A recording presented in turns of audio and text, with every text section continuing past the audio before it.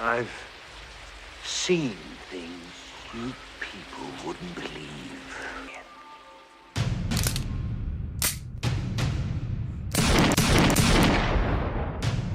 Yo, Bromandos! Today I'll be reviewing Blade Runner, a commercial failure and box office bomb released in 1982. If you are a fan of these videos, then welcome to the other kind of content I make here. Movie reviews of movies made from a time when I actually liked them. Hey! Speaking of box office bombs, it kind of looks like Blade Runner 2049 is going to be Blade Runner 20forgotten, as I more or less predicted in my trailer reaction video for it. Why they thought an R-rated sequel to a cult classic for a $150 million budget was a smart investment is actually truly mind-blowing. It doesn't take an army of marketing executives making six-figure incomes each to tell you that just because it's a title from the 80s doesn't exactly mean it's going to be a commercial success. But it does tell you that all the money they're paying those people should be going to me. The original Blade Runner is set in the far-off dystopian future of 2019. Yeah, I know, 2019, right? In a Hades landscape of pollution and neon that was once the city of Los Angeles. Or, you know, basically Los Angeles now. By this time, the Tyrell Corporation creates a series of Nexus 6 androids called replicants, who are completely human except for their ability to mimic an emotional response. What do you mean I'm not helping? Replicants are used for dangerous off-world labor, combat roles, and the galaxy's oldest profession, and are basically just metaphorical stand-ins for the Chinese sweatshops and sex bots we have today. After a group of Nexus 6 replicants rebel, all androids are outlawed on Earth under penalty of death. That's where Harrison Ford's character, Rick Deckard, comes in. As a special detective unit called a Blade Runner, he has one job: hunt down replicants attempting to pass as humans and retire them in cold blood.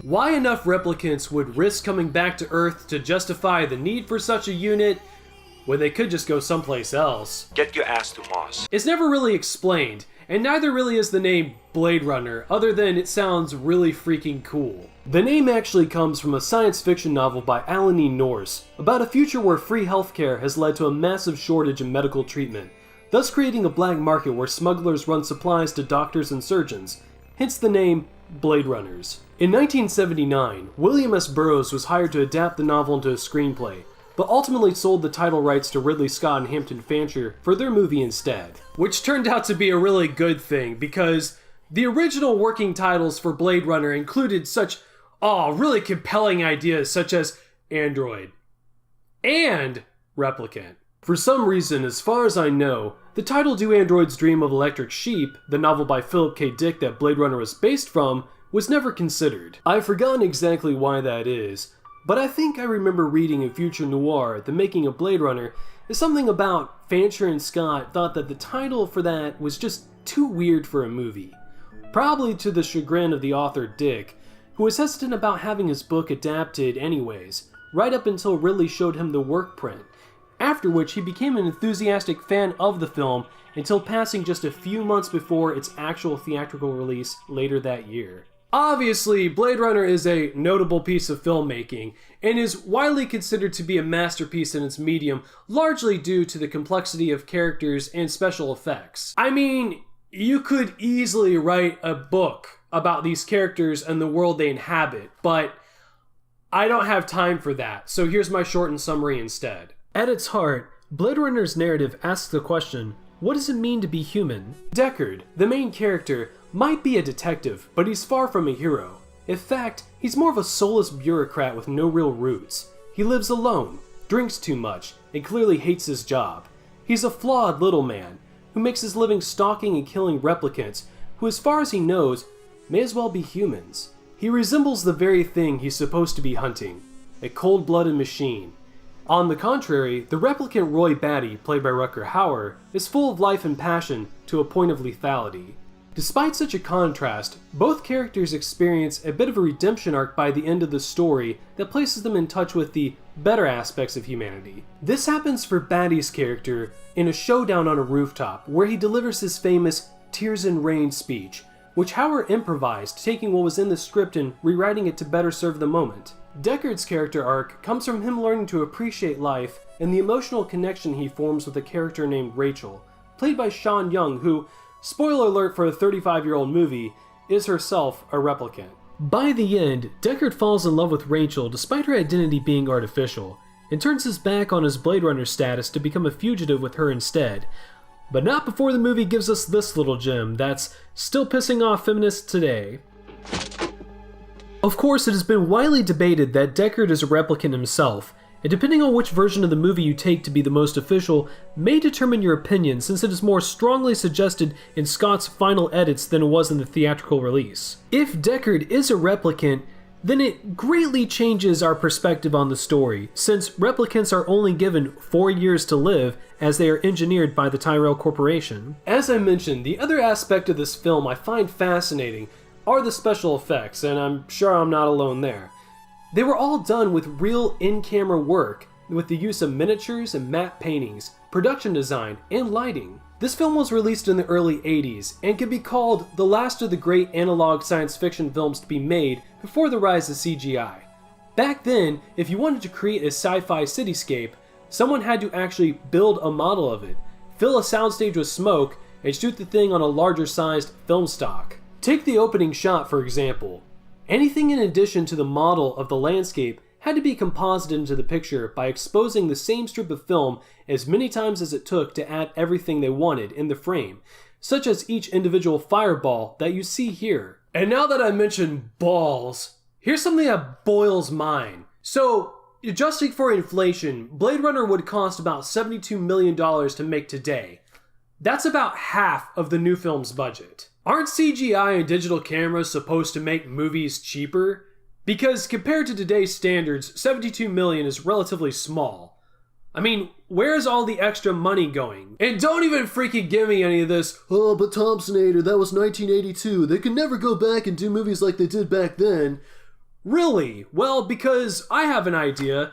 What if they studied what the old filmmakers did, and then they did it again? Despite how well this movie is made, I do have some complaints. Like, if Blade Runner takes place in the future, why does Deckard have all these old photographs on his piano? Where is that light coming from? Why does Batty start howling like a wolf at the end? This guy's futuristic penthouse is lit mostly by candles. Wait, where is that light coming from? If this guy lives in a building by himself in a deserted area, why does he choose to live in this shitbox apartment? Seriously, where the f*** is that light coming from? Does any of this stuff make any sense? Not really. And that's what makes it freaking great! Yeah, surprise, this isn't a real complaint. Everything I just mentioned are aesthetic choices, details Ridley Scott chose to include because they made the film more memorable and intriguing to watch. And this is something that is sorely lacking from fiction today. You don't need to explain everything. Not everything needs to make sense. The questions you leave unanswered is how great pieces of fiction birth their own mythologies, and why lazy reboots that attempt to answer all these questions piss everyone the hell off! Why does Deckard have old photographs on his piano even though it's the future? Well, maybe because Scott's vision of Blade Runner was to create a sci-fi detective story mixed with future noir, and drew part of his inspiration from noir films made in the 40s when photographs still looked like that. Or maybe it just looks cool. Who cares? Again, aesthetically pleasing choices. A big difference between them and just shoving a movie full of gratuitous shit. I don't know. There's probably a fine line between the two.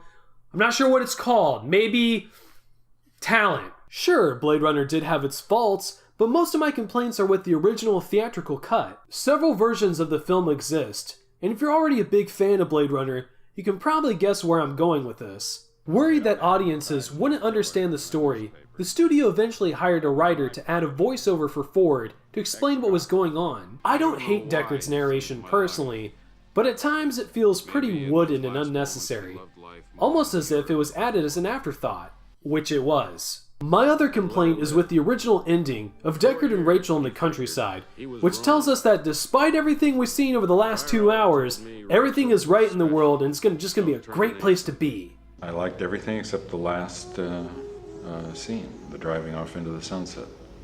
Didn't buy it, didn't believe it. Yeah, You and me both, brother. Both the voiceover and happy ending were removed along with most of the technical issues when Scott released the final cut. Now, the final cut is a beautiful remastering of what was already a masterpiece, but I kind of like the flaws in the older versions.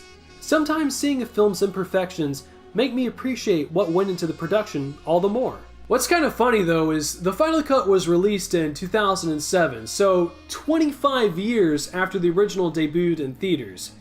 In a way, I guess you could say that Blade Runner was a movie 25 years in the making. There's still hope for you yet, King Arthur. And of course, no Blade Runner review is complete without mentioning the haunting soundtrack composed by Vangelis. Perhaps not his most famous work, it's by far my favorite, especially the tracks Blade Runner Blues and Memories Are Green, and I highly recommend you check it out. Especially if you're attempting to reach transcendence through the transformational powers of...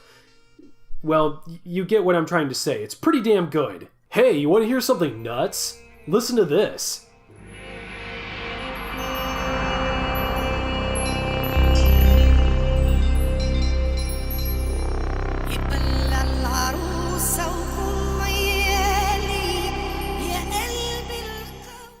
You hear that weird girl singing? Well, guess what?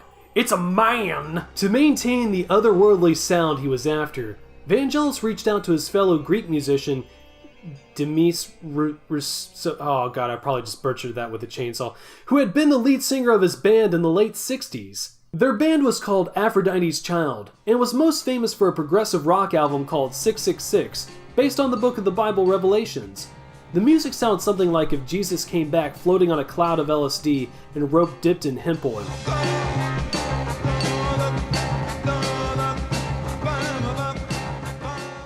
Pretty good. Before 666, they had a hit single from their first album called Tears in Rain. Hey, wait a second, that sounds familiar. Like tears in rain. Tears in Rain. Tears and Rain. Jesus Symbology. Jesus Symbology.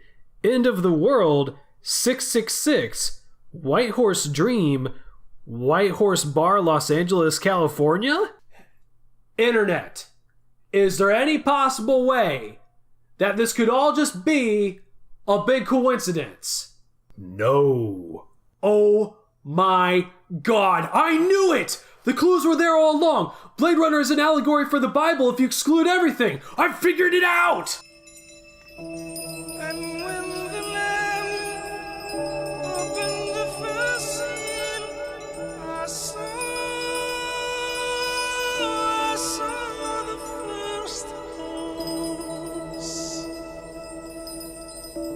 The horseman held the bow.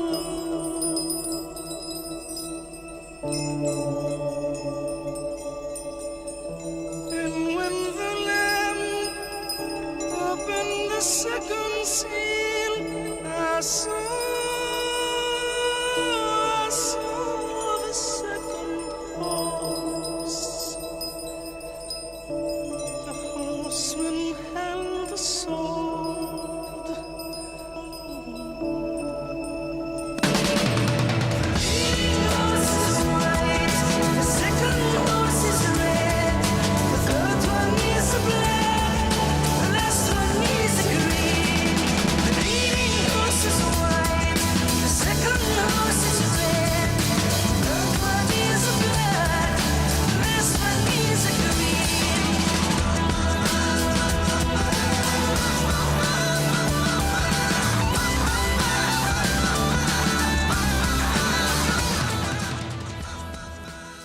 And all that being said, I give Blade Runner the official Macho Meter ranking of #1 reason a lot of kids waste their time going to film school.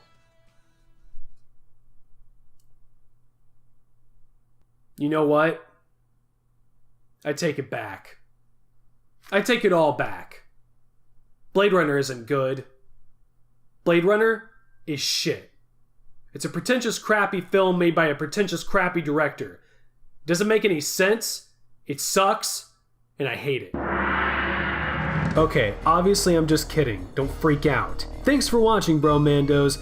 I know I've said this before, but sorry this one took forever to finish. If this is your first time watching one of my movie reviews, what'd you think about it? Let me know in the comments. Anyway, once again, I'm THOMPSONATOR, and I'll see you all again soon for more action.